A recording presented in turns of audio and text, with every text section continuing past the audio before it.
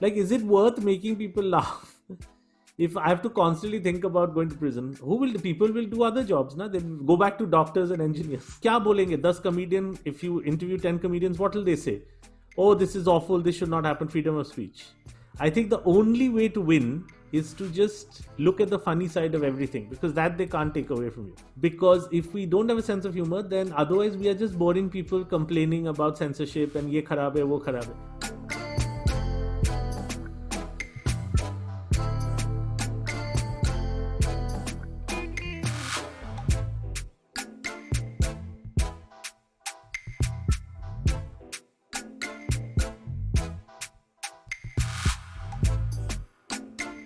Every year, the way I remember that a new year starts is that usually around early every year, I get a call from the media saying either a comedian has been beaten up or arrested. I remember it happened Keku Sharda's case. But if you remember the Kiku Sharda case, the interesting thing is the comedian is back on TV, but the man he made fun of is in jail. If you think about how life turned out in that one, I don't know how this will turn out, but every year it seems to be the same. Is there freedom of speech? There is no freedom of speech. Someone is thrashed. Someone is put in jail. So it's almost like Christmas. It comes guaranteed every year. First week of January, some comedian is going to jail or the other. So I've decided the only thing to do in the middle of this is to keep your sense of humor, right? Because ultimately, what are they trying to destroy? They're destroying your sense of humor. Because देखिए ये लोग क्या चाहते हैं, right? Ultimately, they want comedians to become serious people.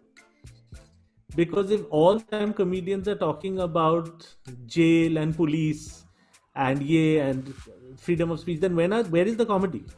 So I'm saying that the time has come just to look at the funny side of everything.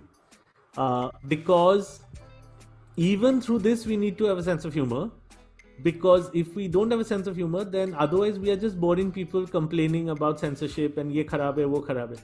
Those are the obvious answers. Kya bolenge? 10 comedian, if you interview 10 comedians, what will they say? Oh, this is awful, this should not happen, freedom of speech. They will say, no, you cannot insult religion. There is no humor in either circumstance. The whole thing. So basically what happens after 10 years of that is comedians become serious people only complaining about freedom of speech. Right? The only thing to keep yourself sane through all of this is to have a sense of humor. And to me, what was very funny about this was that Farooqi charged with spreading of infectious disease. Apart from other charges, that charge I found very funny. I know laughter is infectious, but I don't know if charging him with spreading of an infectious disease. But then someone on Twitter corrected me also and said, "Arey, this is because it was because of Corona." And I said, see, you've destroyed the joke now. Like they do for film or TV or theatre. That's up to the government, right? Like they can easily come up with a set of guidelines.